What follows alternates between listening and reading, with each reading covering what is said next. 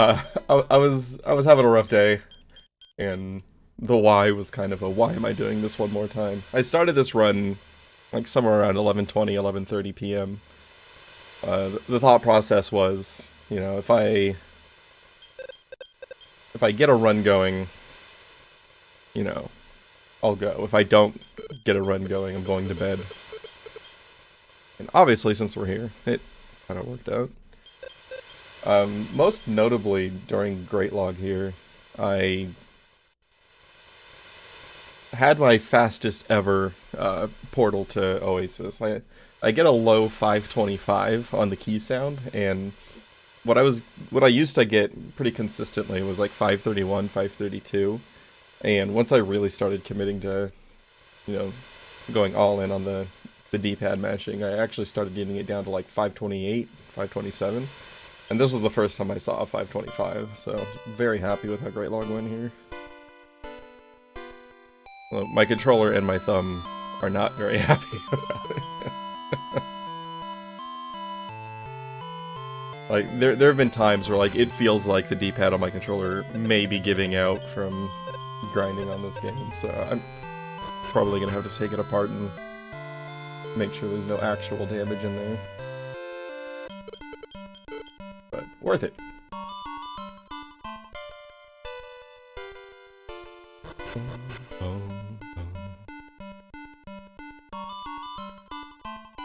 Yeah, so as usual, there's not really anything exciting that happens in Great Log. It's a step-routed opening. No RNG whatsoever.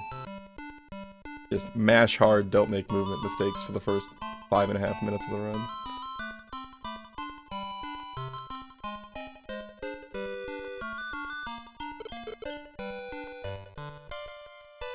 And one of the things that's actually kind of difficult to get down in the intro here is exiting doors and turning. Because the game, like, buffers movement a little bit, so like, when you're coming out of that door, if you're holding down during the screen transition and then switch to going right, like, more often than not, you're actually going to come down an extra step from the door than you have to. Which, of course, means you then have to go up and around the palm trees there. And kind of the same thing happens leaving your house at the farm. I've notably struggled with those doors for quite a while. I'm pretty sure I got all of the door exits this time without any trouble. I mean, they're not significant time losses, but with how consistent the intro to this game is, every little thing does add up. It's not like you can make it up by doing better at another part. It's just time loss potential throughout the intro.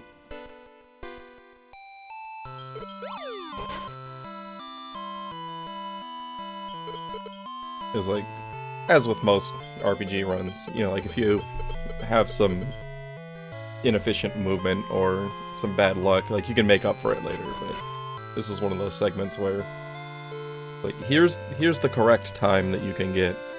Everything you do that's wrong just hurts you, and there's nothing you can do to fix it later.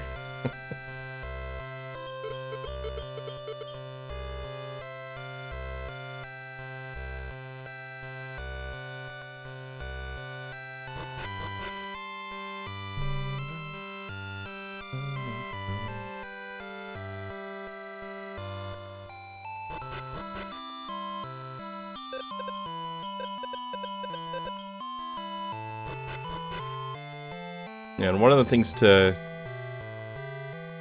think about, like, when you're actually running this game, is mashing any button, really. So A, B, and using the D-pad all progresses text during conversations. So while you can just mash A and B, you know, it's actually fastest if you're also, like, rotating the D-pad, like, as quickly as you can to make sure that you hit that prompt on the next possible frame. So, a lot of times what you'll see is, like, if you're rotating the D-pad and you get to a gap, like where, like, you're supposed to re-engage with the character, or you get a yes/no prompt, you'll either start moving in between the conversation and have to go back and talk to him again, or accidentally switch down to no from yes, for example.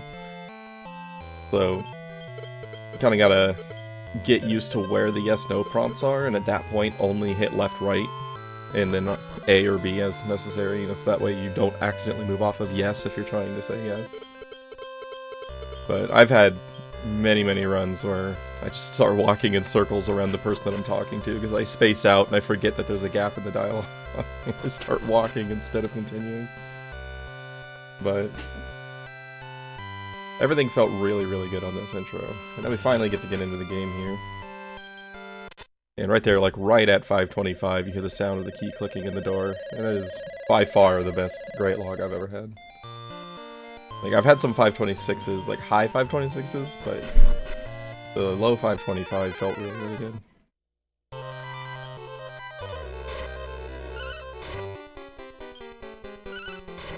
So coming into Oasis, I usually don't want to recruit the first monster, because that makes it so that the second monster that you fight is going to have its experience split. Whereas if you get a Cactoball and you don't recruit it on the first one, then and you get a Cactoball as the second encounter, Slash is going to level up on the second fight. So it's just a little bit quicker there. But getting early encounters is also very good, because there's no guarantee that you're going to get encounters. So there are times that you'll like be at like 8 minutes and you haven't recruited anything, and it's just, it feels terrible. Also, getting the level 4 Cactoball is good. The starting stats for monsters is always going to be the same regardless of what their level is. So the higher level you recruit a monster, the less growth it's going to have, because it's going to take more experience to level up, and it's going to have fewer levels to gain. So a level 4 Cactoball, I think, is the lowest. I don't think I've seen a level 3 Cactoball. Yeah, so 4 is pretty optimal for a Cactoball. You can get level 1 for things like Spot Slime or Spookies. So those are really nice to get, because they're gonna scale up really fast, because it's not gonna take very much experience to level them up, and they're just gonna gain a few extra levels compared to getting something at level 4. The most notable impact that this has, so right there, I go to that screen over there looking for a friend staff spawn. I've seen it there once or twice, but I always check just in case. Yeah, the most notable place where you get the... this shop, by the way, absolutely terrible. Like, I'd been going all day, so like my thumbs were just already like super fatigued, and I was just really tired. So, like the first half of the game, my shops in this run are pure trash. Like, I don't think I've ever had shops as bad as I have in the first half of this run. But anyway, the most notable place where level differential comes in is with the giant worm recruit here. You can get it anywhere between level 4 and level 8. If you get a level 8 worm, it's really hard to consistently get the beginning of the speedrun to work out, because you're going to have a really weak worm. It's going to have the stats of a level 4 worm, but it's not going to level up very much. Whereas if you get a level 4 worm, you can get it to level 11 by the end of Oasis. That's plus 7 levels. You know, it's basically twice as powerful as a level 8 worm. That's only going to get to like level 9 or 10, possibly there. So right there, the did not get the worm recruit, and it kind of didn't matter anyway because the Cactoball died. So if you recruit the worm and the Cactoball dies, or whatever your second monster is, you have to go recruit another monster, because you need 3 living monsters for the story sequence that's coming up here. So it's actually kind of okay that the worm didn't get recruited there, because it's probably better overall to reset and go for another worm than it is to just hope that you see a Spot Slime outside and then recruit it. Like, a lot of time, like I've lost 3 to 4 minutes on runs where I went outside to try to get either a Cactoball or a Spot Slime. So it always feels bad.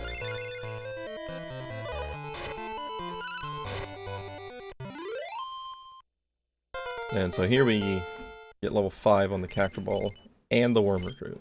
So second try worm recruit is pretty good. 920 coming out of that fight is a little bit slow. Like, I like to be low 8 minute when I'm really like grinding for a PB.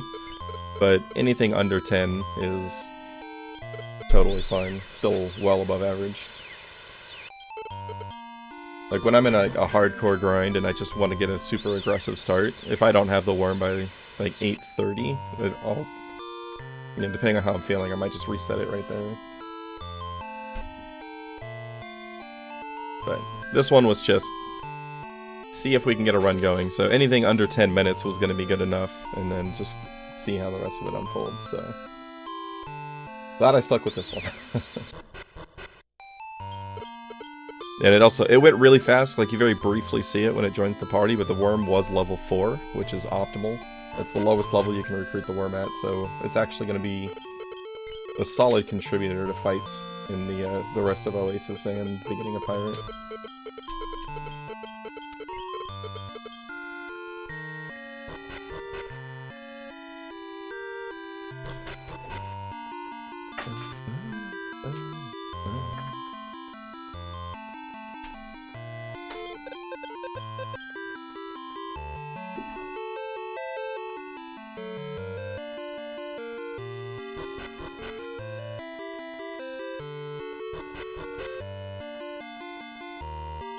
Yeah, and this part's just story triggers talking to specific people for a little bit.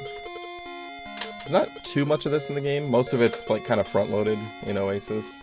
There's a little bit of like talking to the old man in Pirate, but really that's kind of it. It's like the rest of the random dialogue, walking around talking to people. Like there's a little bit of it in Great Log, but for the most part, you know, once you get to this point, the game just kind of opens up and lets you play it, which is one of the things I really like about the run. Like, you take, for example, like, I do a lot of runs of Dragon Quest V, and basically the first hour of that game is an intro, and you're not really playing the game yet. So, it's nice that this game gets you to that point, like, within 20 minutes. One of the reasons why I enjoy playing this game so much. Because while it does suck doing the first 5 minutes over and over again when you get a bad start, it's not nearly as bad as hoping that the first hour is good enough for you to keep going. Yeah, so here I got a pretty late first encounter, and there's actually something new that I've started doing just this week, where if I get an encounter around here, I just go grab the exit bell so that I can save about 10 steps on the well revisit. Because sometimes you won't even get an encounter between that and the Beaver fight. So it just decreases the chances that you're going to get another encounter on the way out of the well. And if you do get one more encounter during this walk, you might get a bonus level for Beaver, which makes that a more consistent fight. So I kind of like getting the early exit bell instead of picking up all 3 items on the later trip. But like, if I've already had like 3 encounters by the time I get there, and I've had to heal a couple of times, then I'll just get the exit belt later. But in this case, it's right there, and I had one really quick fight, so it wasn't a problem.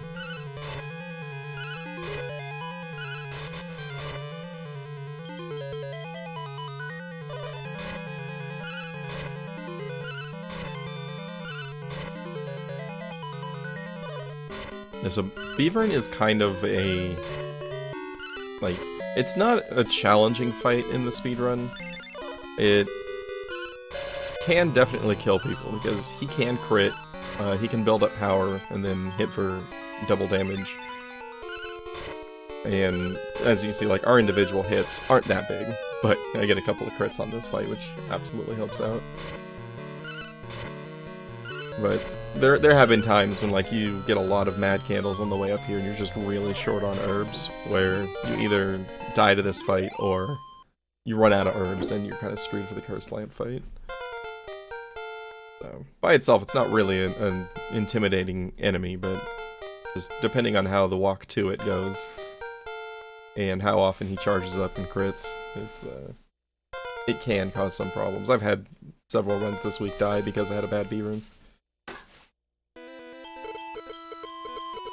And you'll also notice during that fight I was manipulating the tactics.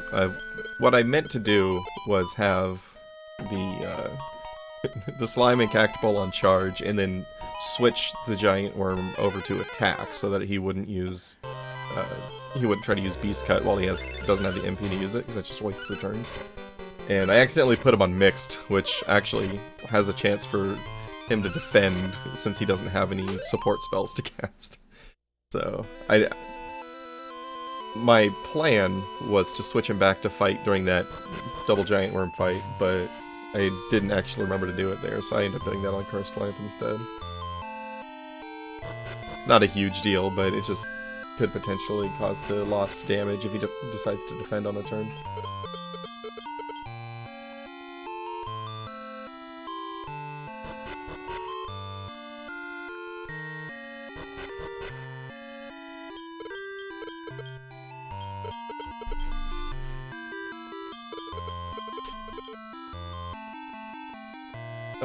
And I forgot to fill my water. So I'm gonna go do that real quick. This part's just some talking and walking, not really anything interesting going on. So, we'll be back before Cursed Lamp for sure.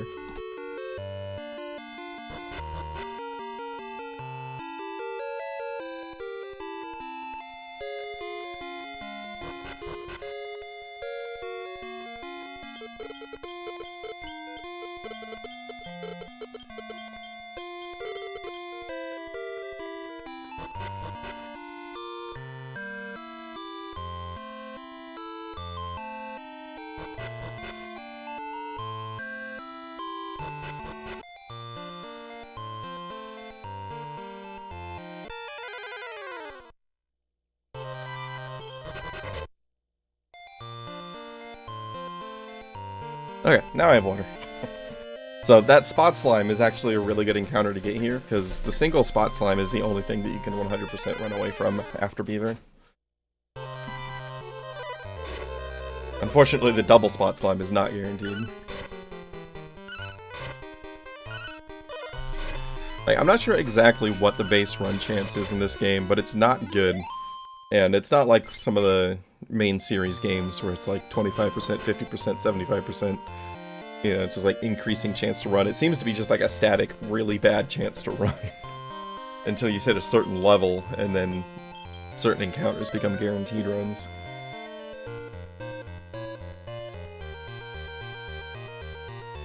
Yeah, I thought that single Cactoball was also something that you could guaranteed run from at this point. I don't remember if it was this run or the previous run on Thursday that found out that you cannot guaranteed run from that one. So, Spot Slime is the only one that you really want to see for the quick escape. Yeah, and here you can see the worm is doing 11 damage, Cactoball's doing 3, Slash is doing 6. So that's the power of getting the level 4 worm, is he does so much more damage. Now, ideally, what I like to have happen in this fight would be to have the first 2 characters die, because that way all of the experience from the fight, instead of getting divided up among 2 or 3 monsters, all gets funneled into the worm. Because the worm is the only one that's going to be staying in the party after this encounter. And you can get the worm. You can take a level 4 worm and get it to level 11 off of this fight if it's the only survivor, and that gives it so much more power against Squiz. Like, it can survive hits against Squiz, and it can deal a decent amount more than Beano can. But unfortunately, I'm dealing so much damage because the worm is so strong that I couldn't get Slash to die. But at least we got the Cactoball down, so we got a little bit of bonus XP.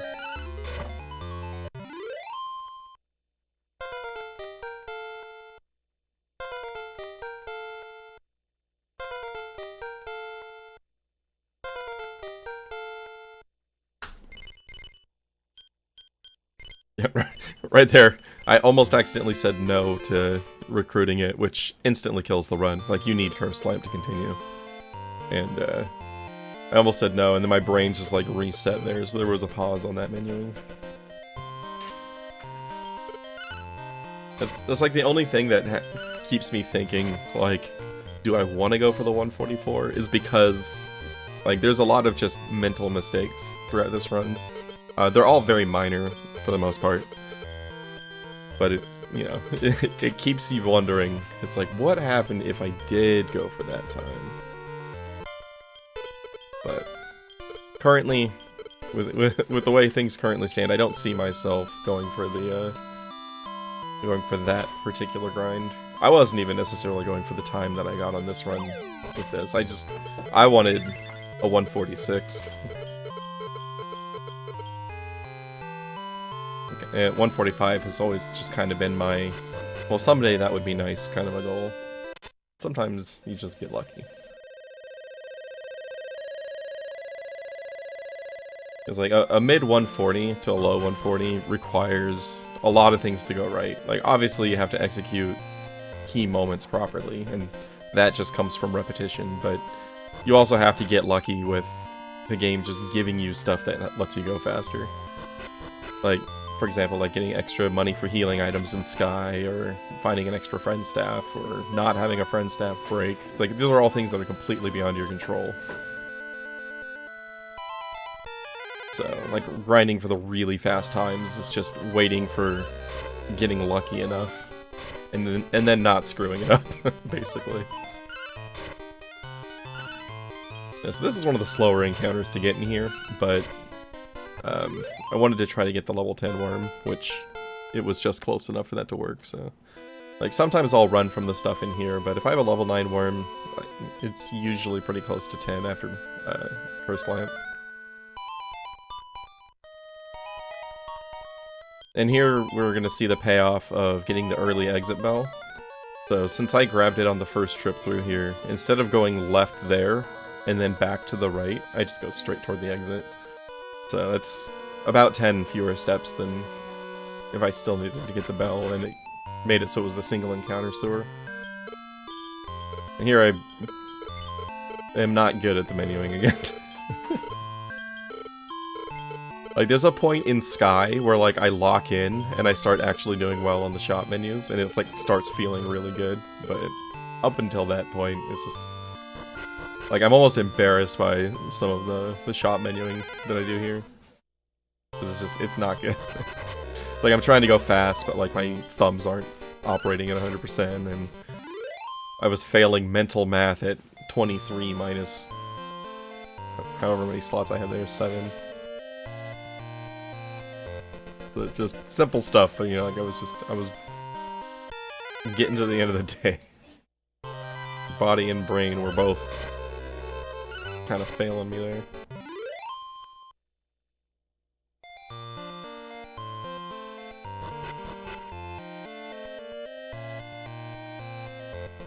And I'm actually going to lose a little bit of time on this split. I think it's just the shop menuing, honestly, because I didn't get a whole lot of encounters. I got the single encounter sewer. It was a little bit longer fight than normal, but, you know, a lot of times I'll get 2 encounters down there. But the shop certainly didn't help. Like, I sat there for like an extra, like, 5 to 6 seconds just thinking, which I don't normally need to do. So that reorder right there, I've actually gotten a lot more consistent with that, because I changed up how I approach it. What I used to do is try to remember what the names were for the lamp and the worm, and I don't have the attention span to do that. So I made it, I got to a point where, like, I walk to the right so that it spreads out the party, and then I just see what position the lamp and Beano are in, so I know that when I had to go 3-2, like 3-1-2 or something. That way it doesn't matter what the random names are. There's actually a couple of things that I've done differently on this particular run that were designed just for a little bit more consistency and not having to remember stuff. Notably, the Army Ant and the Gopher names, I just named them both A, so they really stand out at the farm when you're swapping them in. Because there are always times where it's just like, you know, you've gone through so many recruits and random names that it's just like, I don't remember what my Army Ant's name was. And so you're looking through and you're looking for Army Ant on the label instead of just knowing where to go. So, that was a good change. It's kind of similar to when I used to name the Worm and Arm Repeat A and the Grizzly B. But that one I realized didn't really matter because you're not really reordering ever once you get those. Like, the only times you'd reorder is like at the beginning of Bridge if you want to put Squiz at the front so that he's more likely to die, but like for Ice and Sky, it doesn't matter. I was planning for a problem that didn't exist.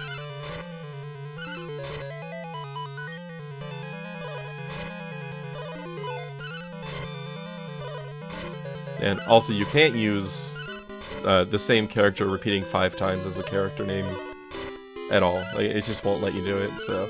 There was one time that I tried just, like, mashing through A, and it was like, you can't use that name. So it's like, fine, A start A, we're good. It start moves you right to the end button. And this was actually a really good tournament.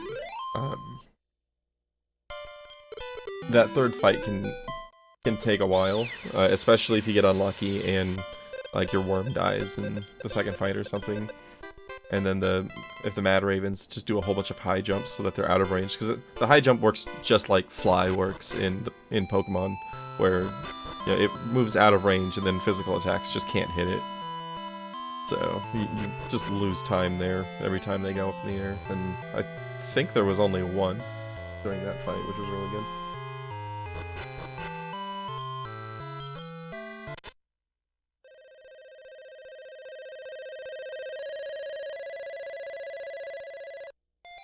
Alright, so here we do a save and quit. This is to set up RNG manipulation to force a friend staff to appear in one of two places on the world map. If you go really fast on the mashing, there's like a 4-frame window or something like that where the friend staff will spawn near Squizz's cave, and then like the next 4 frames after that, it'll actually spawn 2 steps down from the shrine right here. So, didn't get the one right here. So at this point, I'm just hoping to see a friend staff when I get to Squizz's cave. I used to think that herb right there was a good sign until there were times that I got the herb to appear and there was no friend staff. So I was like, oh, okay. That herb shows up in that spot on multiple seeds, apparently.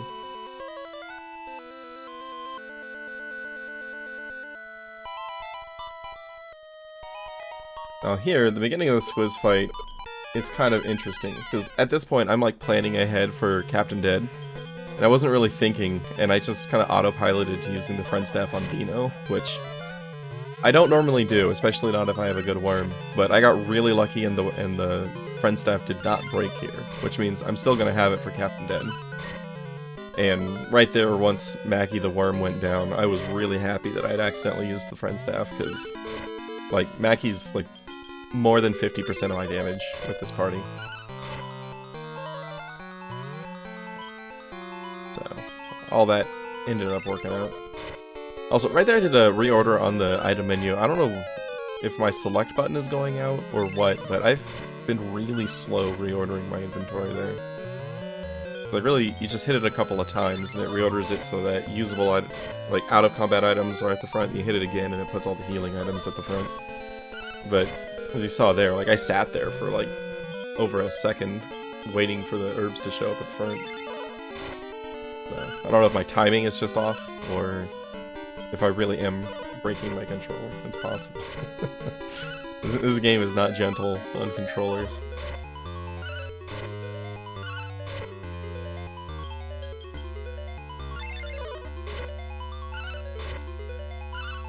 Yeah, so at this point, you know, we've gotten several uppers, and I've done a lot of damage, in particular because I've used the friend staff here. So I actually want Alpher the Cursed Lamp to die, so that Bino gets all of the experience, because we're replacing the Cursed Lamp with Squiz after this fight. So it gets down to 2, and I'm just like, okay, he's gonna die, right? And then Squiz just decided he did not want to kill the Cursed Lamp, so he sits at 2 HP for the rest of the fight. It's insane. And like, you can see he's targeting Alpher with Bi Attack, but Alpher's defense is boosted so much by multiple uppers that the individual hits of Bi Attack can't actually hit. So he needed to just do a regular physical, and he would have hit it for like 8 to 10. But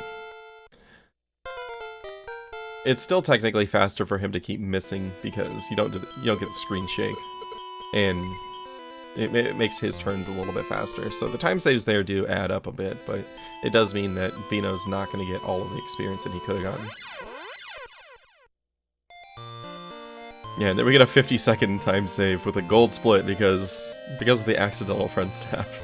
I got so lucky that it didn't break. Like, as soon as I realized I had used it, I panicked, and then I saw it didn't break, and I was just huge sigh of relief. My previous PB uses the friend staff on Squiz intentionally because I screwed up the manipulation, and so I wanted to start saving time immediately, but it broke on Squiz on that one. So getting through Captain Dead has always been a guaranteed time save on my runs since then, just because unless I do something stupid, I'm always gonna have the friend staff for Captain Dead. So then we got the army ant, so we're still looking for a mad gopher. A lot of times, like with the worm dead, if you get the mad gopher at level 10, with the worm at level 10 and dead, you just replace the worm with the mad gopher because they're, I get a mid to late level worm at level 10 is generally worse or equal to the average gopher that you're gonna get. In this case, since it was level 4, it's actually significantly stronger than a gopher, because he's gained 6 levels instead of like 2 levels, so.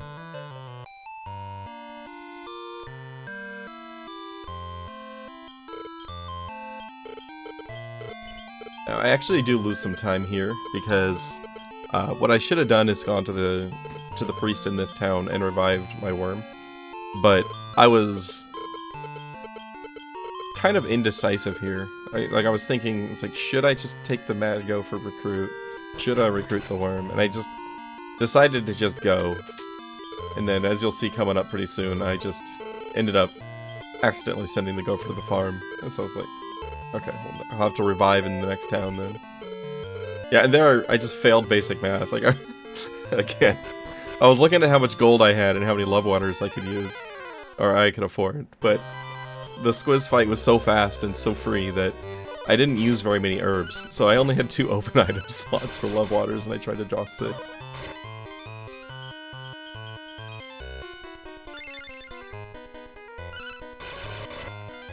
So many crits too. Yeah, so if you have a bad worm right here, you're gonna keep the gopher and replace the worm. That's what I meant to do. And so as soon as I did that, I was like, ah, crap, I meant to replace that. Now I have to go revive the worm. But instead of going back into that town to do it, I decided to just do it here. Because there is a priest inside the inn. It's not as fast as just doing it while you're already in the previous town, but it's not a huge time loss. And we're probably talking like maybe 5 seconds total here.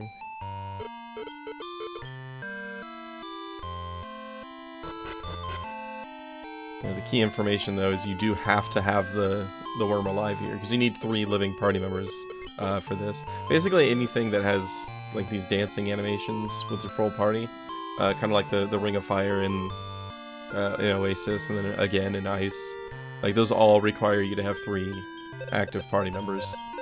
So if anybody's dead, you have to go revive. And it's actually the only reason we revive Squiz in the middle of Ice. Because we need him alive for that cutscene, and then we just hope he dies again as soon as possible.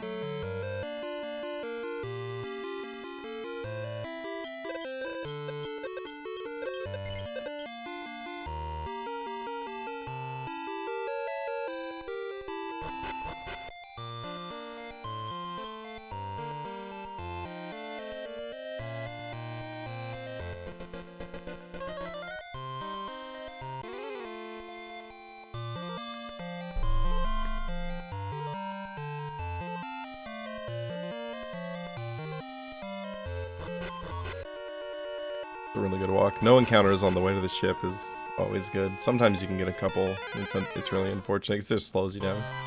Unless you're still looking for either an ant or a gopher, in which case you want to see an encounter, but normally you don't want one at this point. This Hork actually scared me, because my previous attempt Squiz and Beano got poisoned by a Hork, and it really slowed down the pirate ship, because it like pauses in between each step while it's doing the poison screen flash, and then you're also taking 5 damage, like 4 to 5 damage per round in combat. So it just ate up all of my resources and just sapped my time. On a lot of runs here, at this point, I won't really care about keeping the worm alive, but since it was a level 4 recruit, it's a significant damage contribution, so I want to make sure the worm is alive in this particular run.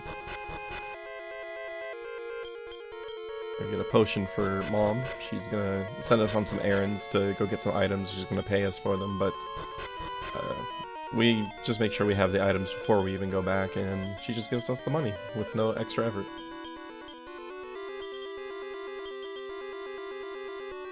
And here my inventory was full because I wasn't using healing, so I had to make sure I used the repellent before going for the second chest, and then I realized after the second chest, it's like, oh, my inventory's full again because of the world leaf, so I went ahead and healed there before picking up the Orca Cape, which sells for 800 gold.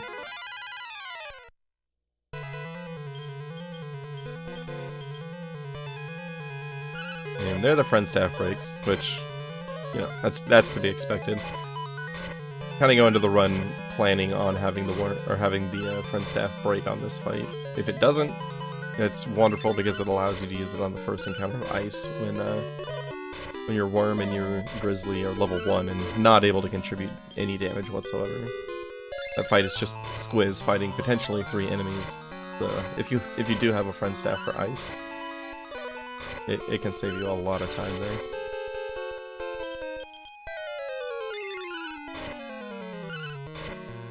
Now at this point, I stopped caring about keeping the worm alive. Like I give it one last heal here, and from here I'm okay with it dying. The main thing is keeping primarily Squiz alive, because Squiz has the friend staff. So if he dies and I have to use the World Leaf on him, he's not going to keep the damage buff. So I guess I do heal him more than I normally would. Okay, well, on a normal run, at this point, I'm totally okay letting the worm die. I think it was just he was contributing so much damage that I wanted to keep him up. Okay, that was where I stopped caring. Like, if I were really committed to keeping him alive, I would have used another herb there. The decision-making probably had to do with how many herbs I had left, and I wanted to see if I could get out of the fight without using any more healing. Because I've got a couple herbs left, and I've got 2 love waters. And one of those love waters I really want to save for the money sequence with Mom once we get back to Great Log. So technically at that point I've got like 3 heals left total, and 2 of them aren't very strong. So once I get to that point, it's like, okay, the worm is a luxury. Squiz is the most important thing. Beano's a big help on recruiting the Dark Eye because, you know, it's just more damage, obviously. But the worm, having already contributed a lot of damage relative to other runs on, like during the Captain Dead fight, his job was done at that point, so we thanked him and then watched him die.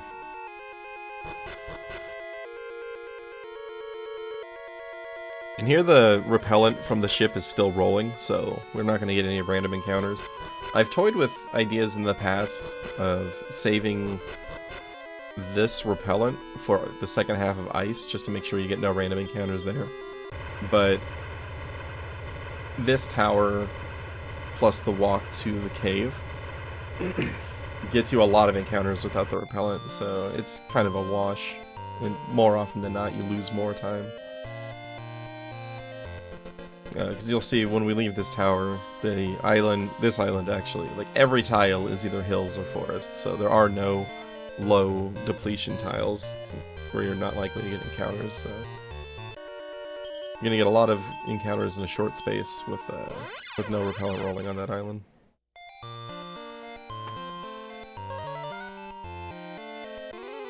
If it were a situation where a little bit of extra experience would help, then you know, I could justify that to myself, but we don't need the experience at this point. Everybody's ready to breed, and we just want to get to the end of the chapter. And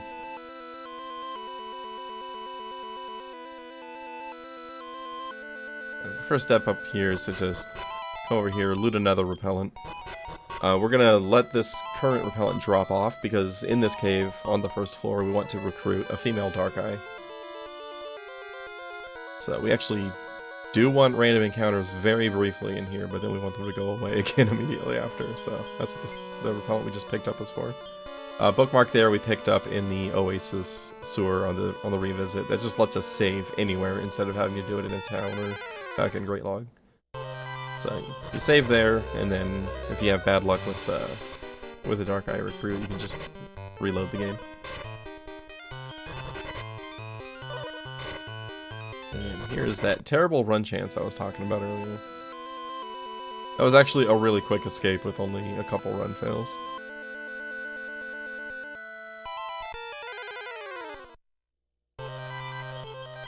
Okay, now, in this formation, that Dark Eye is always going to be female, so seeing this on my second encounter during this grind is very good.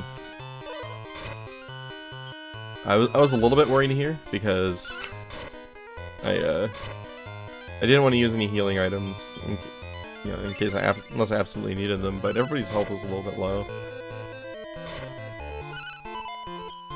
But decided to keep going. And got the lucky crit again. I feel like I get a lot of crits during this grind. And we get the female dark eye. It's a 95% chance to recruit after using that herb. I have seen the 5% several times. It sucks.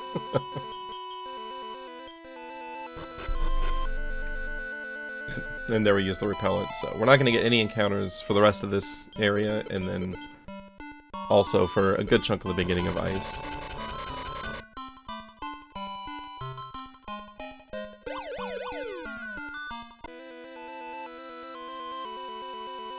I have some weird movement coming up in the lava room, because I briefly considered just not picking up the war ring at all. The war ring is an accessory that we pick up in this cave that when you equip it on a monster, it increases their HP gain when they level up. So they basically just get a bonus point of health every level. So we throw that on the bear because he's got no defense whatsoever. That gives him, you know, about 20 extra HP during ice and then 25 extra HP for sky and beyond. And since I decided, like halfway through, that I was like, you know what, I should probably get the war ring. It's not really costing me time. I'll just get it here and then not use it for ice so I don't have to retrieve it from the vault. But that did cause me to, you know, have some weird movement, and then I didn't turn upward to check the chest in time, so I ended up checking the ground instead. There's a little bit of time loss there. But thanks to the friend staff on Captain Dead and the really fast Dark Eye, like, it definitely could have been better. That first encounter could just be a Dark Eye, but a second encounter Dark Eye recruit is very, very, very good. I ended up saving almost 2.5 minutes just on that split alone.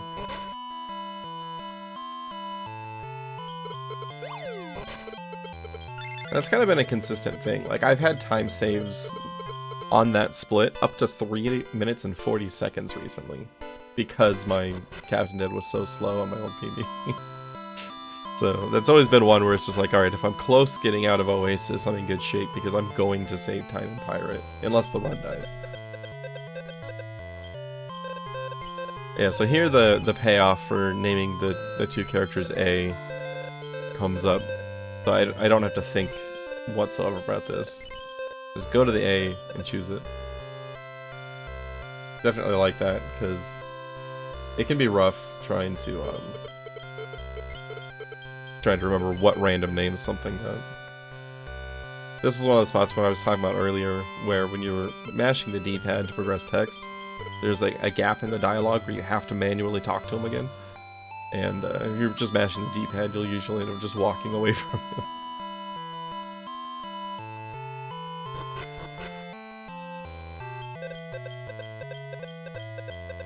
I think I accidentally say no to Mom during the request for sirloin, and that's the one that gives you 1200 gold, so yeah, I really don't want to say no there. But I think I switched what button I was mashing a little too early. But fortunately I noticed it, so I talked to her again right after.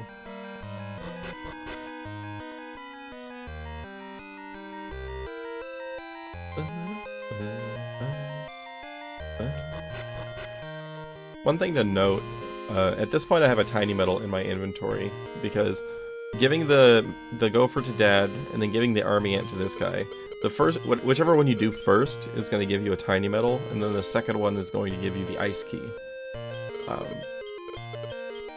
Normally I toss that tiny metal right after the breeding sequence, because I toss the tiny metal and then I give the war ring to the bear.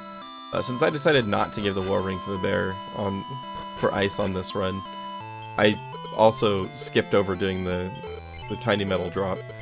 And there's going to be a couple of menus coming up afterwards where, like, I'm looking for things to drop, and I end up dropping love water instead of the tiny metal because I just didn't think to look for the tiny metal because I completely forgot about it. In my mind it was already gone because that's just how I normally do things. I was taking a quick look over to make some, you know, some light notes for things that happened over the course of the run, and I noticed that, like, I looked right at the tiny metal and then threw away a love water. Not optimal, but it worked out.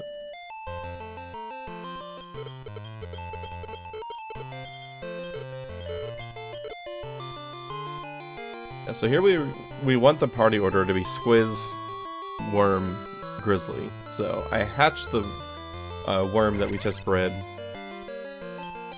before I do the breeding, so that it ends up in slot 1. And then I can use the breed and hatch combo to make my Grizzly here. It's one of the nice quality of life changes between 1 and 2, is when you're breeding in 2, you can just say, yes, I want to hatch it too. And it'll go straight into it without having to go through more dialogue and menuing and all that. It's more useful for this game than it is for 1, because in 1 you need to breed specific genders for breeding sequences that are coming up.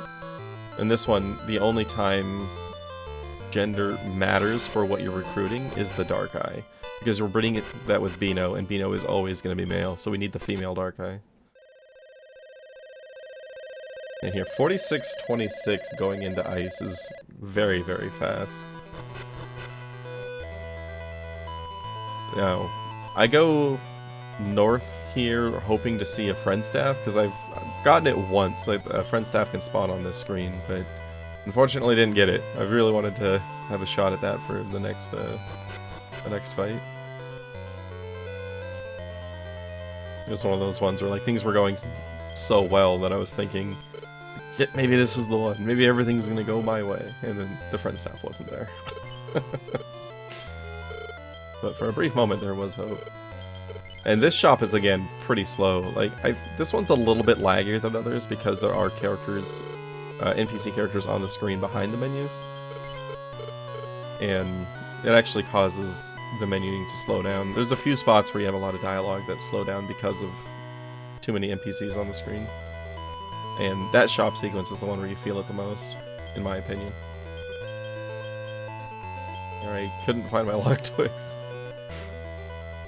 Yeah, and then I see the staff, and I'm like, it's probably a missed staff, but I'm gonna go grab it just in case, and what do you know? It's a friend staff. So there, right there is where I looked at the,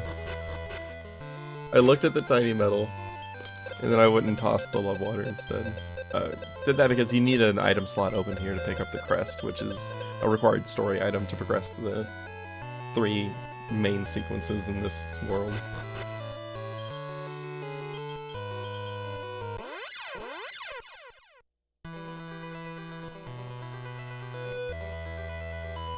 And at this point, like, my heart is racing, because, like, once you find that friend staff for the first ice encounter, it's just like, I have an opportunity here.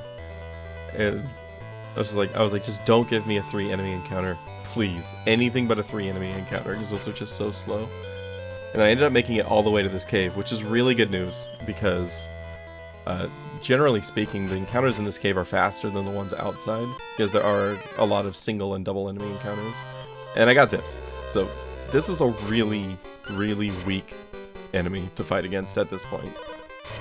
So I didn't use the friend staff here. I was just like, we're just gonna take the single monster experience and use the friend staff on Bomb Crag.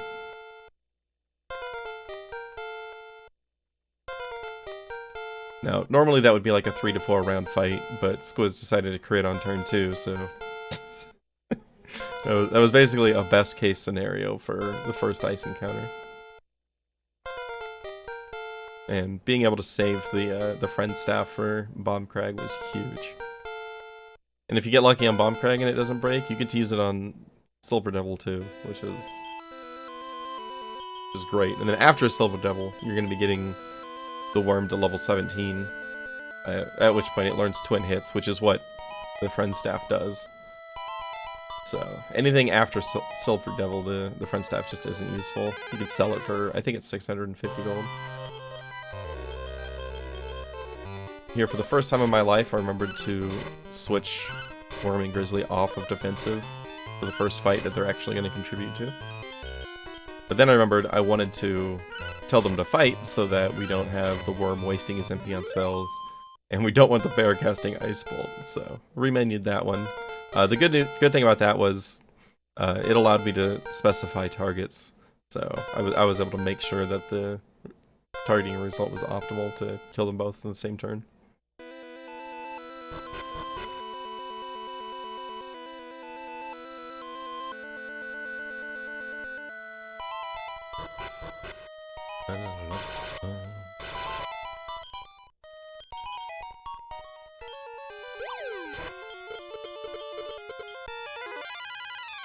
Yeah, now, ideally what we want to have happen here is for Squiz to take damage in the cave and then die either on the way to Bomb Crag or during the Bomb Crag fight. Again, it's all about funneling the experience to the monsters that need it. Squiz is only going to be an escort and story trigger character for the rest of this run, so we don't need him to level up. Any time spent with him leveling up is wasted time in animations, and you're potentially looking at him stealing enough experience to put you behind on levels on the Worm and the Grizzly.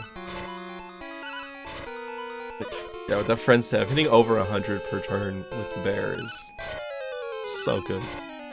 Like, this isn't a dangerous fight by any stretch, but having the friend staff for it speeds it up so much. Like, I'm coming out of this fight like, I have 5 minutes to kill Silver Devil before I fall behind. And we basically just go straight to it from this fight.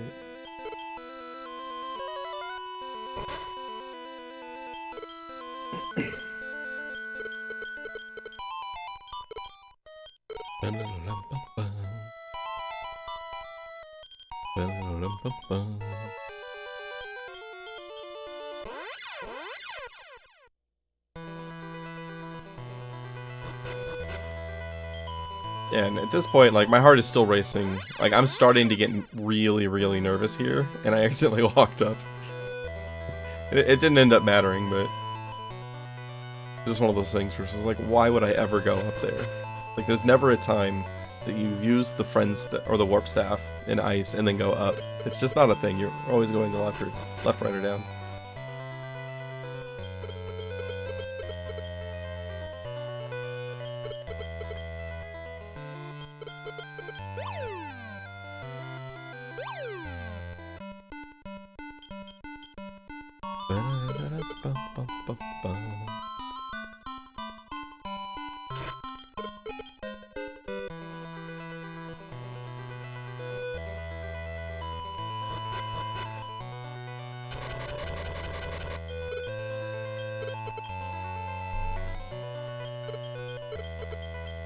So this fight, we really want Squiz to die again. Unfortunately, we started with 18, and he just immediately took Squiz out, so it's like, alright, we're in good shape. Like, it's again not the worst thing in the world if Squiz does survive this fight, because we're gonna have to revive him after this fight anyway for a story sequence. But it's really good to limit the amount of counters that it takes after Silver Devil to learn twin hits. And you want twin hits before the Puppeter fight, which sometimes you only get 2 or 3 encounters between this and that fight anyway. So you don't want to lose too much experience to Squiz being alive. And right here they got 1,500 experience each. They would have gotten 1,000 experience each if Squiz had been alive, so that's a decent chunk that you're missing. It takes a few fights to make that up on the overworld. Saved another 48 seconds. 2.5 minutes ahead at this point. Like, heart rate continuing to increase.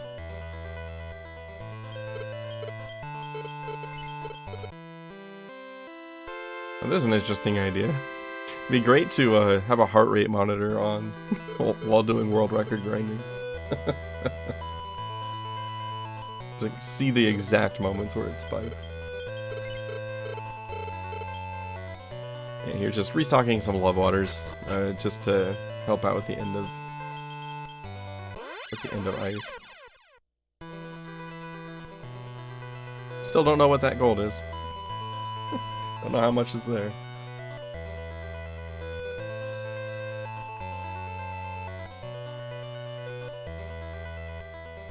At this point, I do get an encounter right before the cave, right here, and this threw me off because this is my first overworld encounter, and so like I was confused. Like I started menuing to have Squiz attack and then put Worm and Bear on defense, And then I'm like, wait, no, I fight this.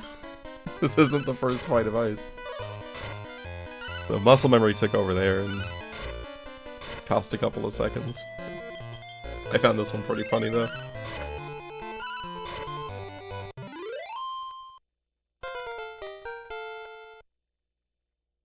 And you can see Worm still hasn't quite hit 17, so we don't have twin hits yet.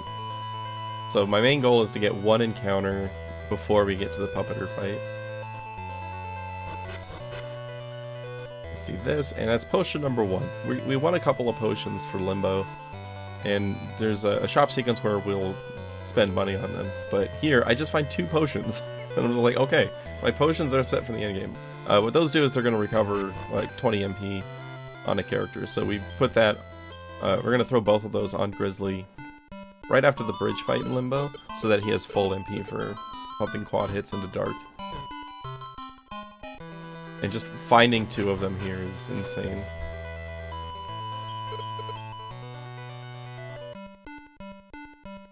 Here I was, like, really amped up, because I like to get into this room right about 1 hour. Like on what I consider a really good run is if you're in here before an hour, and I got in here at 56 minutes. By far the fastest I've ever reached Weston. So here I'm just thinking, like, I just need the rest of the run to be average. And I, at the very least, have a PB.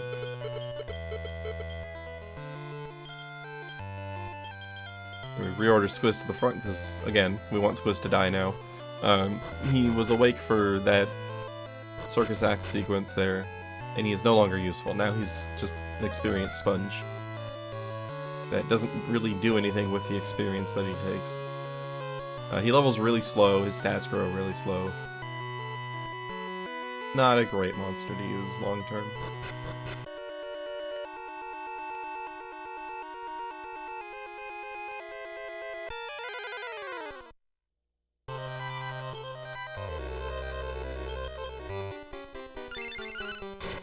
And there, using select to reorder the inventory was really slow again. I'm pretty sure it's just my timing is off.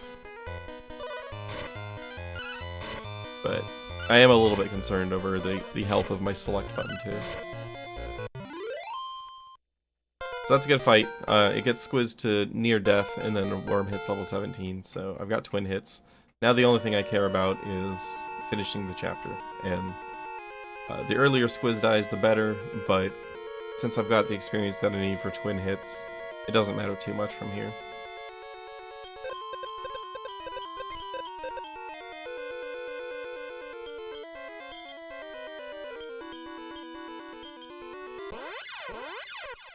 More slow menuing, because, again, I'm really nervous at this point.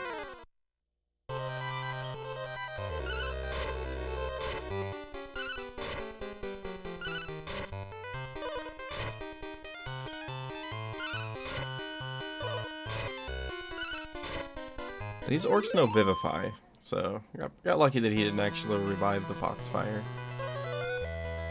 It's not dangerous, it's just really slow, because you have to kill it again. But he also didn't hit Squiz at all. So I'm like, alright, Squiz is going to be alive for the puppeter fight. Please die on this one.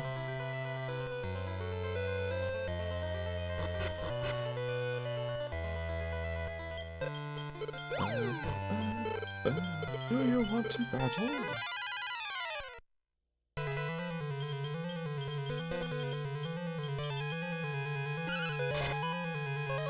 And Grizzly outspeeds the twin hits there, which kind of sucks. If the first hit is buffed from the bear, then you're gonna finish this fight in 2 turns.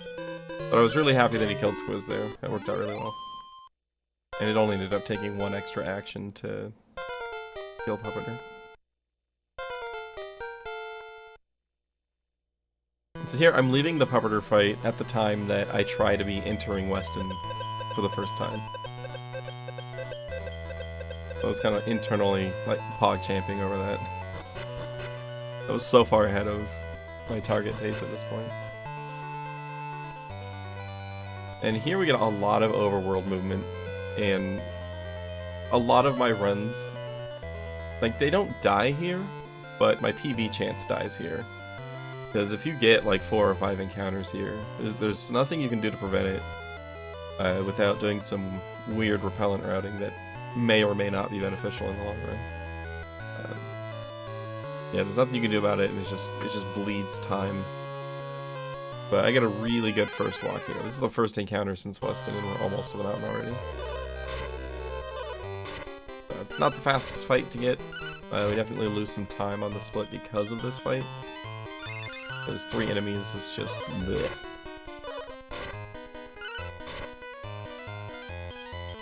I'm pretty sure that most of the random encounters in this particular area are 3 enemies. I'm not sure if I've ever seen a 1 or a 2 over here. One of the reasons why the second half of Ice just bleeds so much time is there's a lot of 3 enemy encounters. But 1 encounter between Weston and the mountain is still very, very good. I typically expect 2 to 3. I've seen as many as 6. It all depends on how lucky you are. This is kind of an early encounter, but I was just like, okay, it's just a moth and a wing tree. That's easy, no problem. Gonna take a few rounds and we move on. What you really don't want to see in this mountain are the stub birds, the little blue birds that cast twin hits. You take a lot of damage. I've had a couple of runs die in this mountain because of bad luck on stub birds. And I get them right here at the end. 1 stub bird. I'm just like, you know what? I'm gonna twin hits the bear and get rid of that stub bird immediately. I was terrified of the stub bird. And it actually turned out to be a really good idea to use that twin hits, because this would have been like between 4 and 6 rounds to do it without twin hits. And there was just 3-round fight, easy peasy.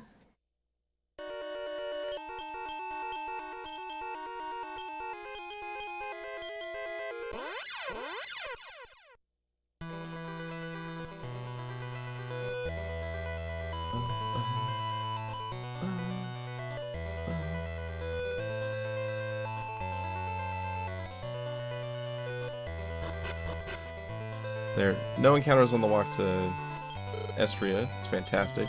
I decided to try to be fast here and do this shop sequence first because I was going to do some healing. Did I not heal? Okay, I considered healing here. The plan was to heal. Apparently I decided 72 on the worm was good enough. I'm just going to go for it. I could have sworn I healed there because everything inside of me is saying I should heal the worm right now. Let's top it off for this fight.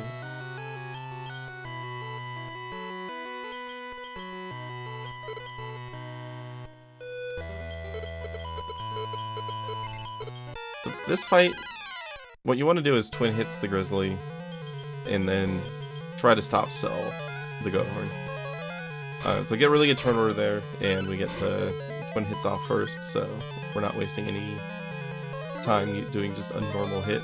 And then stop spell missed, and he started spamming spells, so at this point I can't keep using stop spell, so I have to just heal every turn.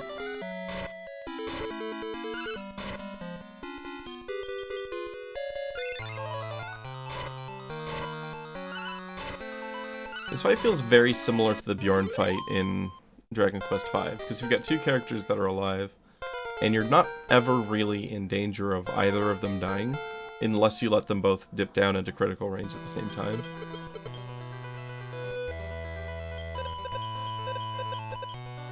But overall, it's not a threatening encounter.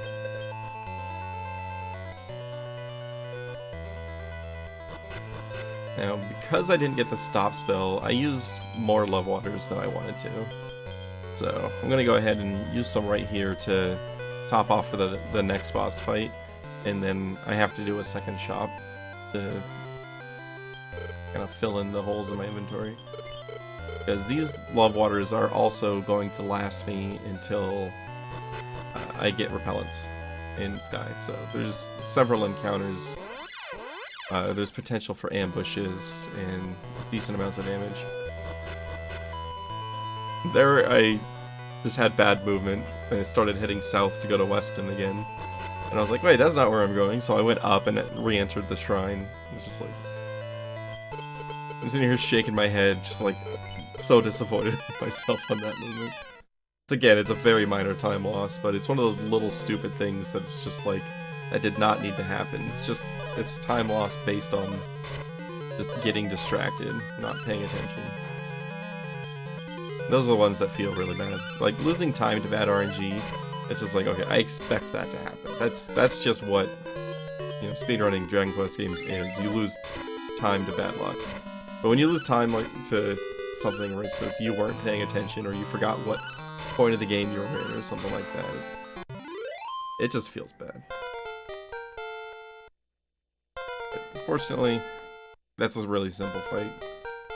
It's even easier than the solo Goathorn fight, because the Goathorn in this fight has a lot less health. And the two Arc Devils are always going to die on the first attack, assuming Twin Hits goes off first.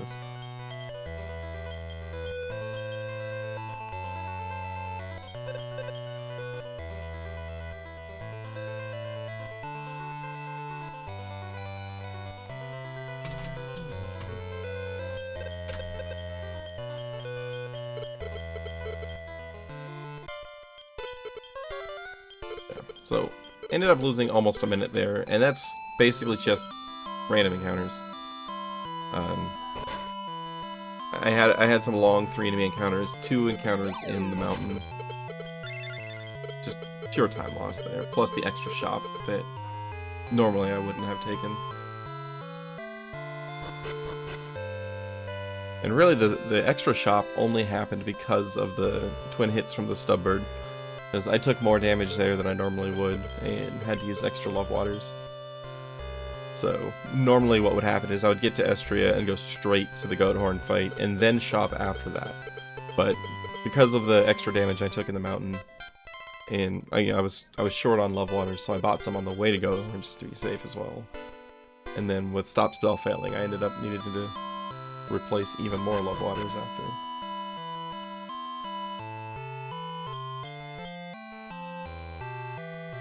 Kind of interesting to see the little snowball effects that you get from minor things, really.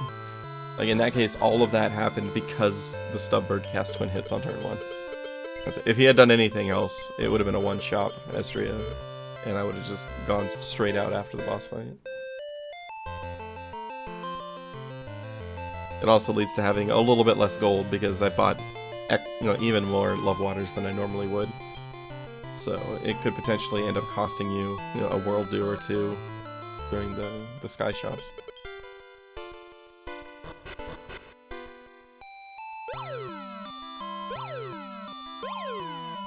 I haven't done side-by-side comparisons there to see if that's faster than the stairs, because there is the pause when you're dropping down and landing, but it feels like it's like a couple seconds faster to drop down the ledges there.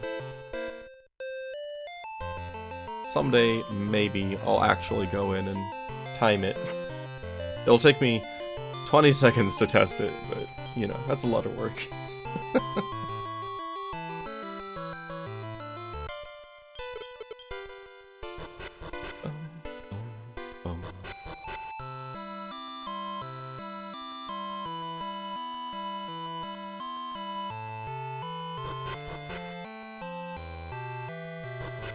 I think by now I've noticed the tiny metal in my bag. So I think I toss it when I go equip the war ring here. Actually, I went into info. I went on a rant about this when I was running Monsters 1 a couple years ago. It was like, who decided to put info at the top of the menu instead of okay? Because like obviously if we're spamming A, the answer is okay. I don't want to look at the stats of a monster.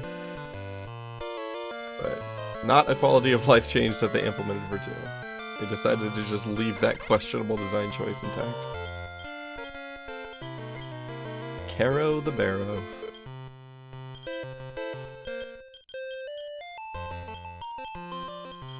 Yeah, so right here I see the tiny metal. I'm like, oh my god, I still have this thing.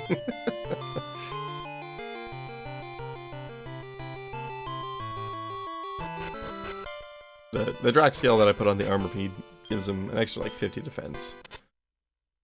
So it's a really nice item to have. Just put it on an already tanky character, and he's mostly immune to physical damage at this point.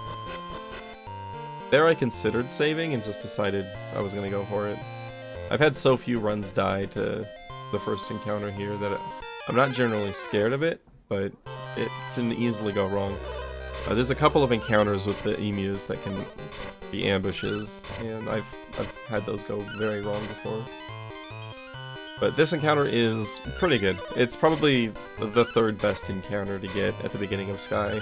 You can get the Flora Man or the Fang Slime solo, but neither of them is really dangerous whatsoever, so it's a good chunk of experience to get this double fight.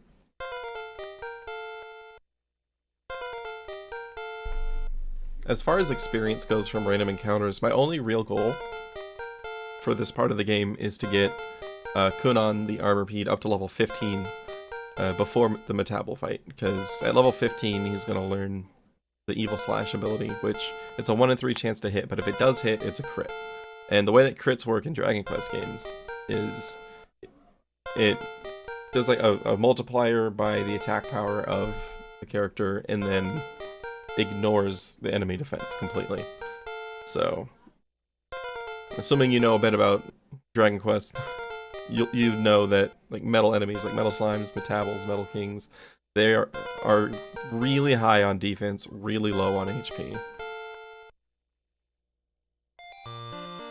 So, fighting the Metabol without Evil Slash would mean waiting for, I think it has 22, like, it's high teens, low 20s, I think. But it's just waiting for that many normal attacks to land. Whereas with Evil Slash, you're just waiting to win a 1 in 3.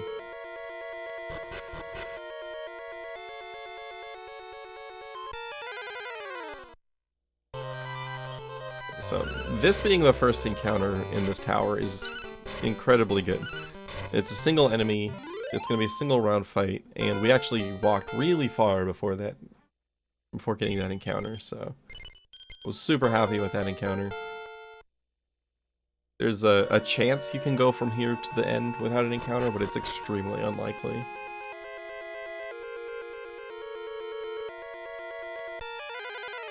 Once I get this encounter, I'm like, okay, this might just be a 2 encounter tower. And again, it's a single enemy, so I'm thrilled about this one.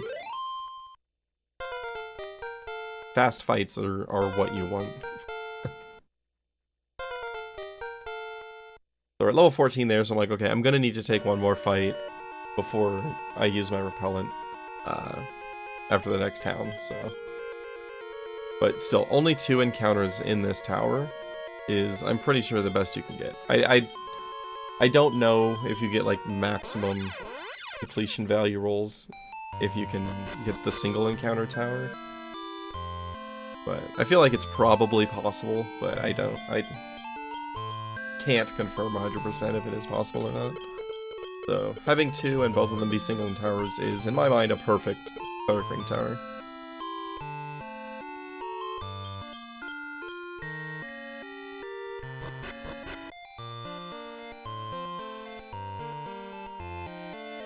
Did I find an item here? This fight, I had a pause at the beginning of it, because we got the preemptive attack, which means on turn 1 I can run 100% of the time, because they don't even see me. But I was like, I don't have Evil Slash yet, and this might be the last encounter I ever get randomly in this game. So I decided to just fight it, and since it's preemptive, you know, like 1.5 enemies were dead before they had an opportunity to take an action, so it was pretty quick anyway. Yeah, there I found another friend staff. So that's the second friend staff I found randomly in this run. It's like, I swear, like, once you find one friend staff, you just keep finding more. It's ridiculous. This one, however, does not matter. Like, I could have used it on this fight to buy kill, but we're gonna have twin hits on the Armorpeed before we need it. 100% guaranteed. So I just decided I'm gonna sell it for 600-ish gold. That's gonna get me, you know, an extra world new.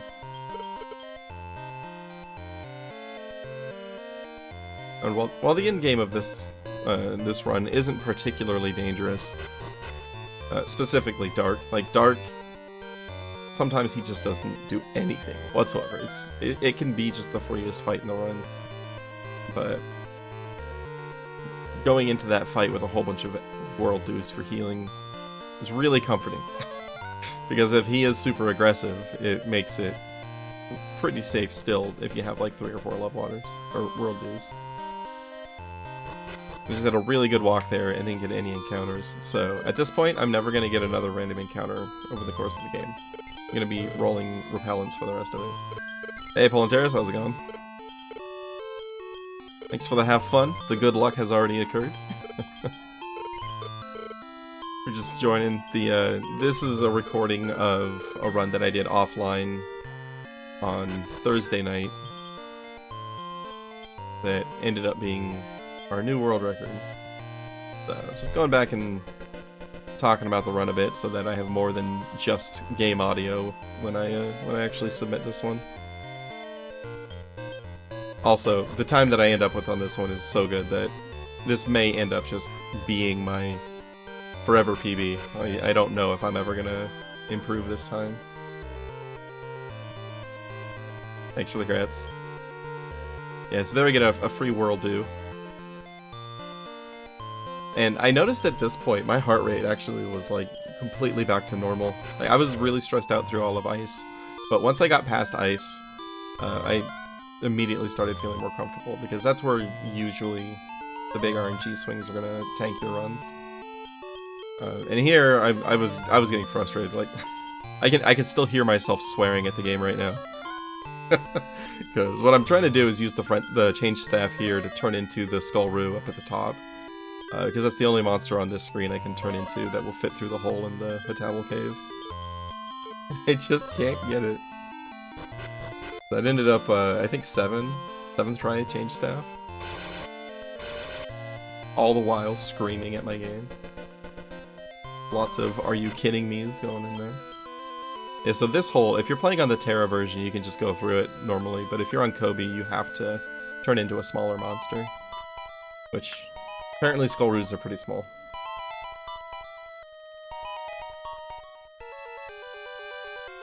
It's a love water? Oh, it's a potion. Okay. So I have 3 potions now. I only need 2, so I'm actually going to end up selling that during the end of Sky shopping sequence. It's not worth a whole lot, but I was hoping it would be a World Dew or an Elf Water. Elf Water you can sell for, I think it's 1600 gold, which is basically a World Leaf plus a World Dew, or just 2 more World Dews. Insane value.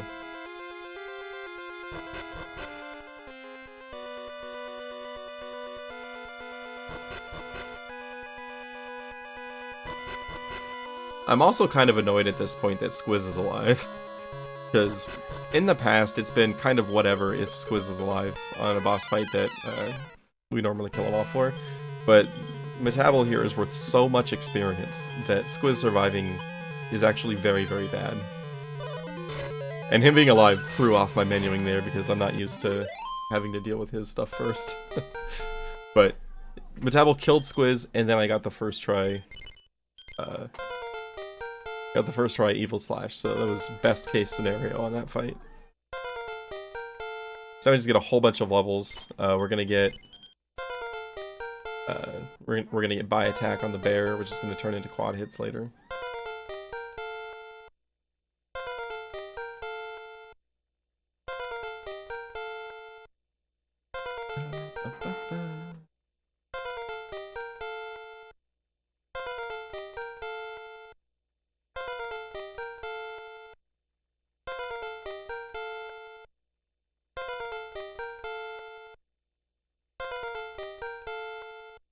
Now, normally during this fight, I'll have to heal somebody, because like if you miss a few evil slashes, then you run the risk of somebody's HP getting low. So right here, I was just like, I didn't use any healing. I think my inventory is full, so I made sure to use that love water before looting that chest. Now here, I don't know why, but like you see, I split, and then I unsplit, and I was. Like, I thought I had double split on accident, So I split Metabel, and then I split again, and I was just like, ah, crap. And then I accidentally double-tapped unsplit, because I was trying to go fast, so it wiped out my ice out and my Metabel times.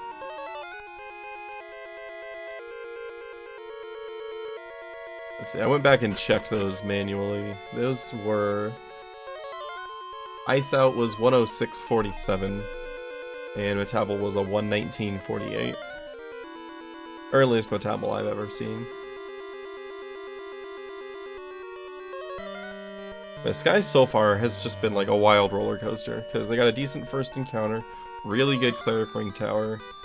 Metabel, I was terrified at the beginning of because Squiz was alive, but then I got the first try Evil Slash. Before that, I got the 7th try Change Staff, which was just irking me. I've been up and down for like the last 20 minutes of gameplay. Just like, oh good, oh god, oh good, oh god. Oh great. Did I prefer Tower Facts at this moment? You know, I do have Tower Facts. Let's go ahead and do some tower trivia. Alright. Oh, here's a quick one. The yearly air conditioning condensation of the Burj Khalifa could fill 20 Olympic-sized swimming pools. That's a lot of air conditioning.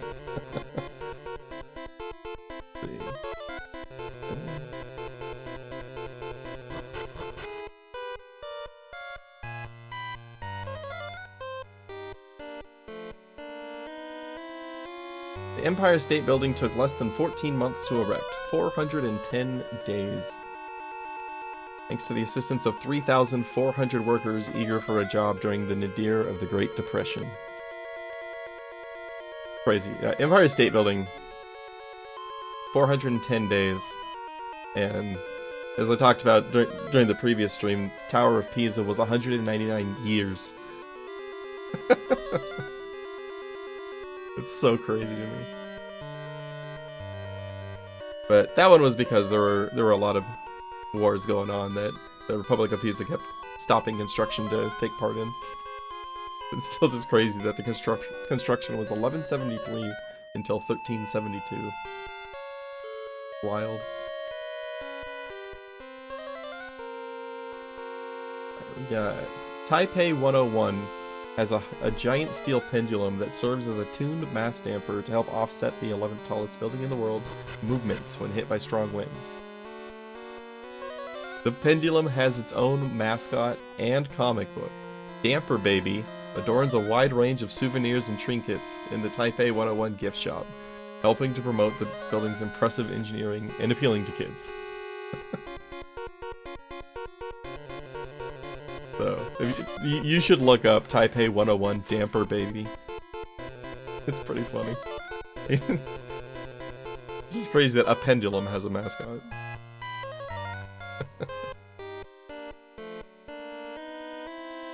Alright, we got time for one more.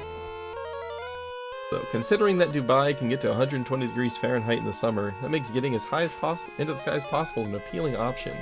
The temperatures at the top of the Burj Khalifa can be up to 15 degrees cooler than at its base. There's just a lot of Burj Khalifa facts. There's not a lot of famous towers that I get to throw information out for.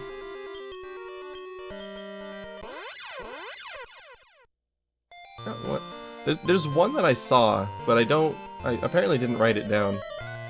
But it's something like the oldest known tower that's still standing is a tower from Jericho from 8000 BC. And that's the important note there is official tower. Like a lot of things that we call towers aren't actually towers. So obviously there are older towers in existence, but they're not really towers.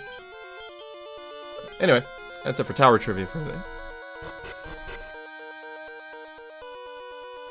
Yeah, so here, fortunately, still no random encounters. Like, there aren't going to be any more random encounters for the rest of the game because of the repellent routing.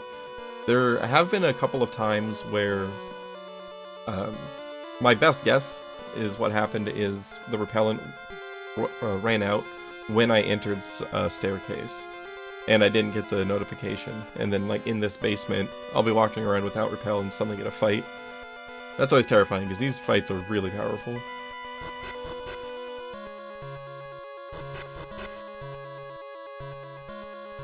So, the repellents are really nice. Makes it really consistent getting through these parts. It doesn't really give you anything to talk about.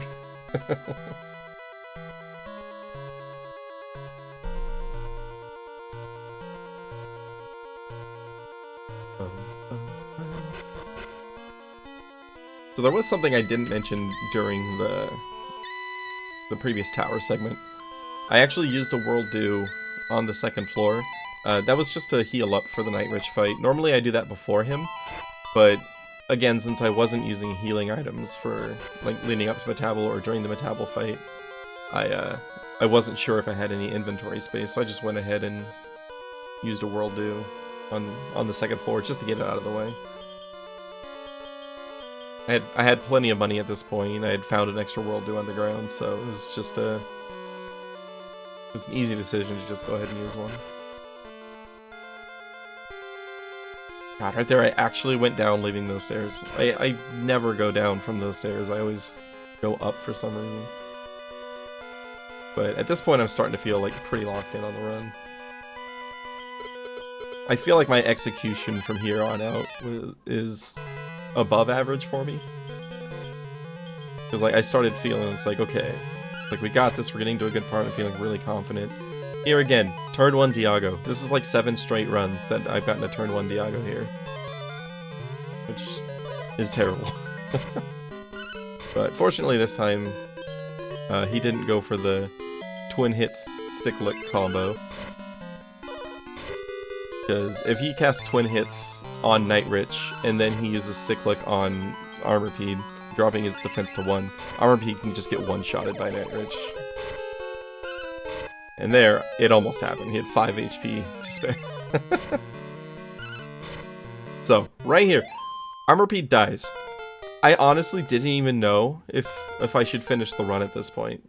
Because he's missing out on a couple of levels, and I'm just like, I don't know exactly how much experience he needs to have Thoradane for the final boss. Which, Thoradane's not required for the final boss, but it definitely makes it faster and more consistent. But ultimately I decided it's probably okay to not have it, so I'm just gonna go. I resigned myself to not having Explodette for the bridge fight here though. Which definitely can help, but like I feel like most runs I'm stop spelled by turn 2 anyway, so I never actually get to cast it. So between all those things I was like, let's just keep going. We're on good pace. And here I did mess up the shopping again because I was unsure when I entered town if I was going to use the World Leaf or just use the church to revive the Armorpede. And I decided during the shop sequence that I was going to use the church, so I bought a bunch of stuff, made sure I had enough gold to revive, and then went back and filled up on Love Waters from there. So that was pretty suboptimal. Decent time loss during that little chunk there, but nothing too severe.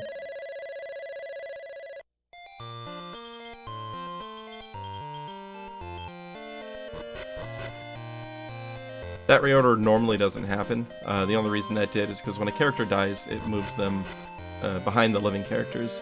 So Grizzly would have been in front and more susceptible to physical attacks. So made sure to reorder there to put the Armorpede in front, put the tankiest character in harm's way.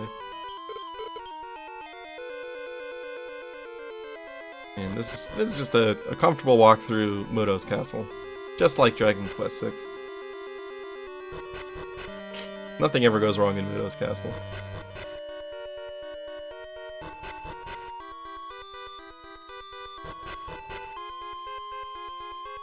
And this chest here has our Steel Fang. That's going to give plus 50 attack power to our Grizzly. Nice little last second damage bump. I keep meaning to do some testing to see how damage compares before and after the Steel Fang there. Because it does take a little bit of time to pick it up because of the cloud animation. But I'm pretty sure that, especially with twin hits, that 50 attack power makes a big difference for the rest of the game.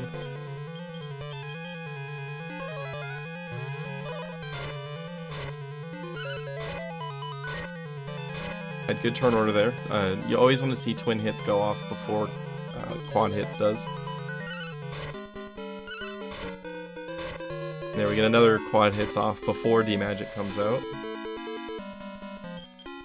So here I'm just hoping, okay, twin hits go first. I screwed that one up because at first I accidentally targeted Armorpede with twin hits, which is definitely not what you want to do. But again, good turn order. Gets twin hits and then all 4 attacks in. And D-Magic again.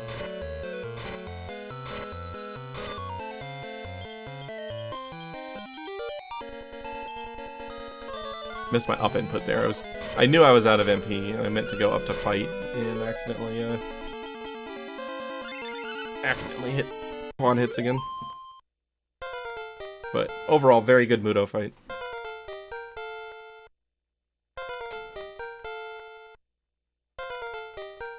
So the time that I spent during the Night Rich fight, plus the wildly inefficient shop sequence right before Muto's castle, basically accounts for all the time that I lose on this split, but still end up at a very good pace coming out of here.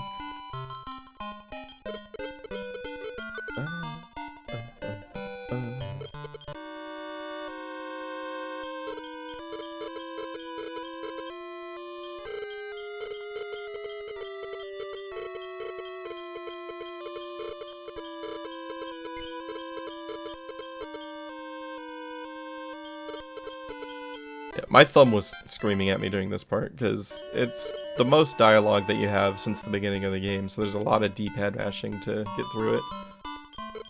And it's like, it's almost 1 o'clock in the morning at this point, and I'd been doing partial runs all day, trying to get the run going. And so my thumb was really trying to give up. I feel like I had some pretty suboptimal mashing at this point, but it was all due to thumb fatigue.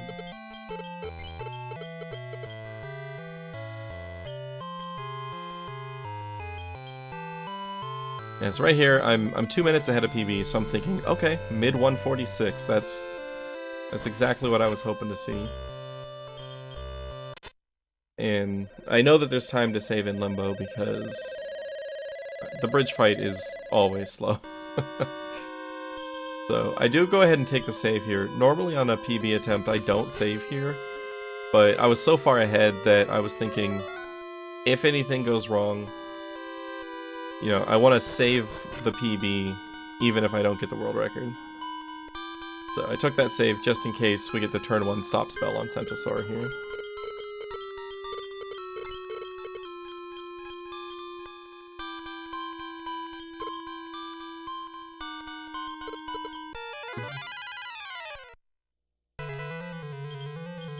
Right here I'm just saying no stop spell, no stop spell, no stop spell.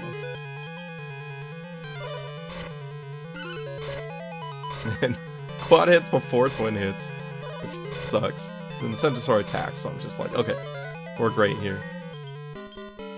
And here, I put the Armorpede on Defend instead of doing anything else. Like, if I had Exploded, I would normally be casting it here. But I might, honestly, like in future runs, just have the Armorpede Defend during this fight anyway. Because the hits going toward the Armorpede were just doing absolutely nothing between his high defense and then cutting the damage with him defending actively. So it saved some time that I would normally spend on healing and allowed me to menu quad hits more consistently. So I honestly don't think I'm going to be trying to explode it, even if I have it anymore. This just felt so much smoother with Hunan just taking less damage. There's the stop spell, didn't matter.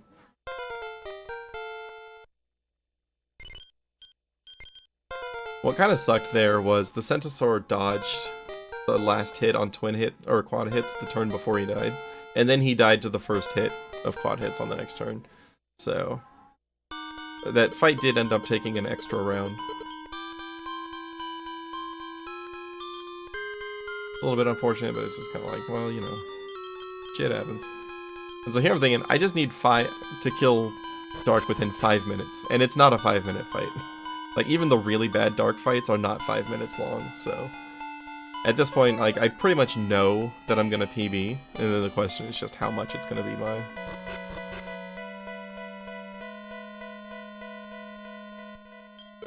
Now, I mentioned earlier that Dark has the potential to just do absolutely nothing. Like, he can use Giga Slash on the bear, or spam Firebolt, or D-Magic a lot, and it will really slow you down. And so it's not a particularly dangerous fight overall, but it can just, depending on what he chooses to do, just add minutes if you're really unlucky. So we had the Giga Slash target Armorpede, which he's immune to, so that was a wasted turn from Dark there. And then the early D-Magic I was not happy about, but I keep getting twin hits off before the bear actually uses quad hits, so that's really good news. The Chaos there missed, so I didn't have to use a Sky Bell. We get another D-Magic. You notice he still hasn't really done any damage. This Firebolt is the first time he deals damage in the fight. And then again, good turn order. We get twin hits before the quad hits goes out.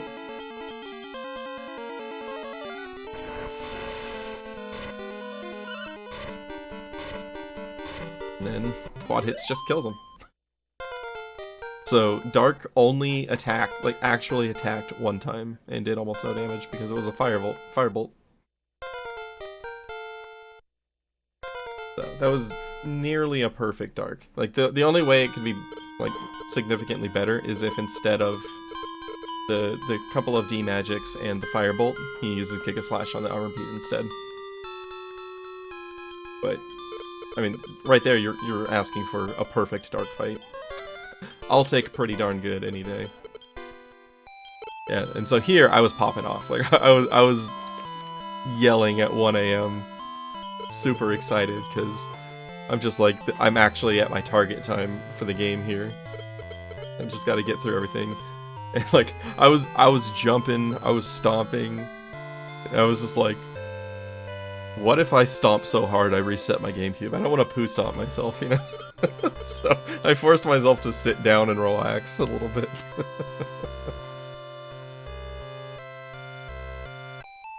Well, like I remember I was sitting back in my chair, just like leaning back, breathing, and my heart was beating so hard that my chair was actually starting to rock a little bit just from my heartbeat.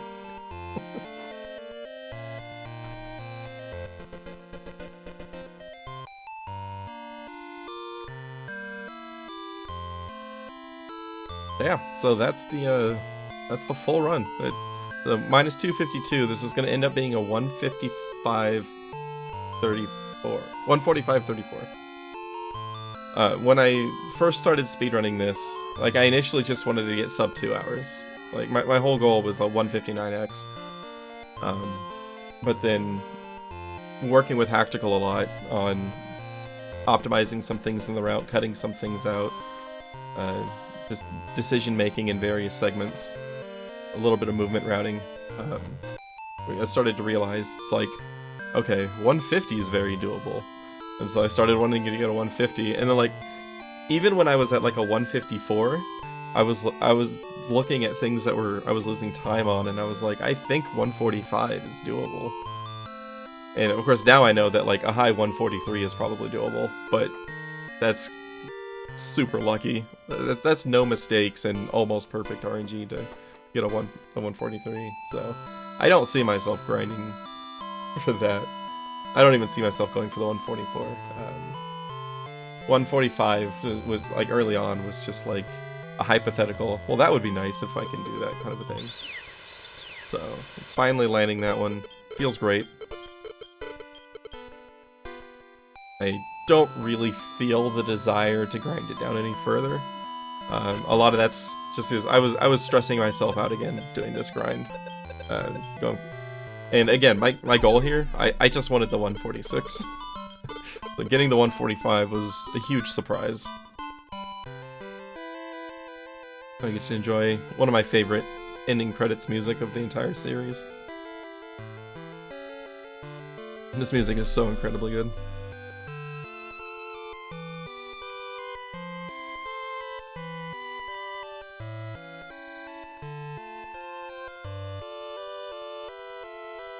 Yeah, so that is it for Monsters 2. There's a little bit of dialogue right before the end.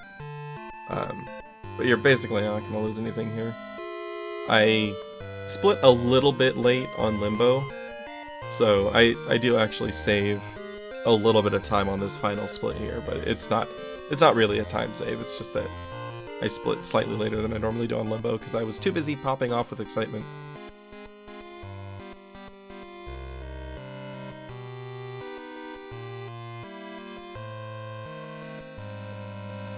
Yeah, really good run.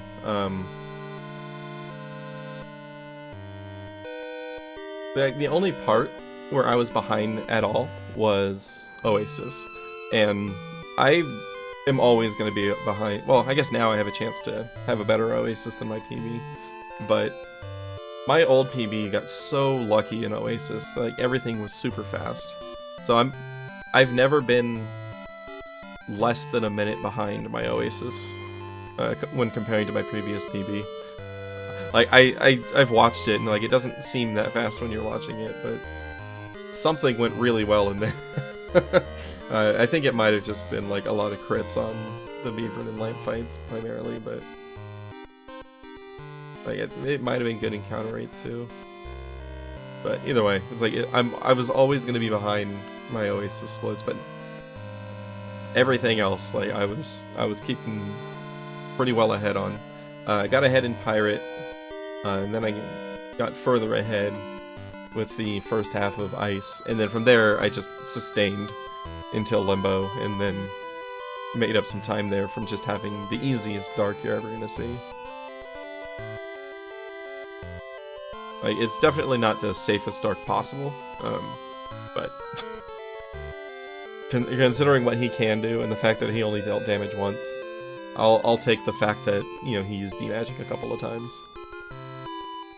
Like, if he hadn't done those, you know, like, I could have finished it a round or two earlier. But not gonna complain with 2 D-Magics and a Firebolt.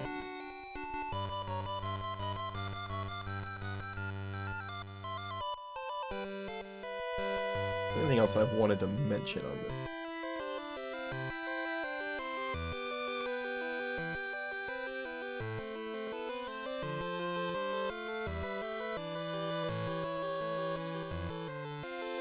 I covered everything.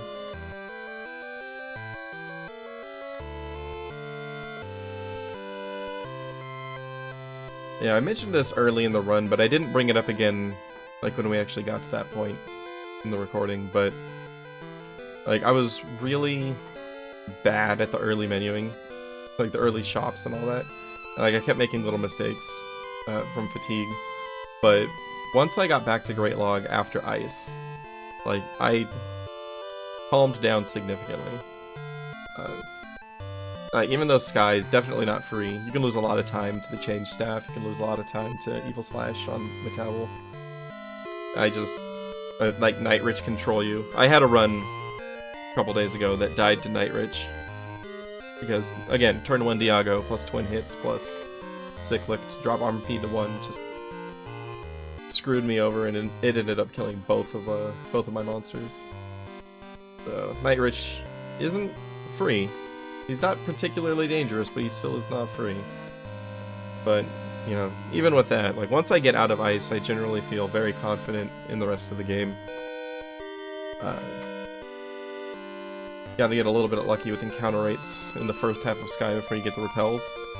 But in particular with the movement that Tactical introduced me to, where you can fly across that island and then down, instead of walking all the way to the repellent town.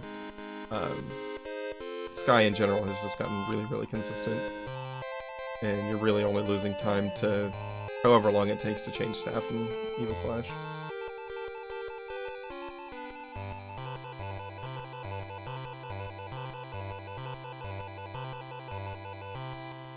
Oh yeah, I was also surprised to see that Armor Pete still learned Thordane after the bridge fight, after missing the experience from Night Rich. So, it's good to know that even if you do lose Armor Pete on that fight, you can still use Thordane to help pump extra damage on Dark. You're just not going to have Explodette for the bridge, which again, I think may have been for the best. I think defending the Armor Pete there kind of opened my eyes to a more consistent way to handle the bridge fight. So I'm kind of thankful that Armor Pete died.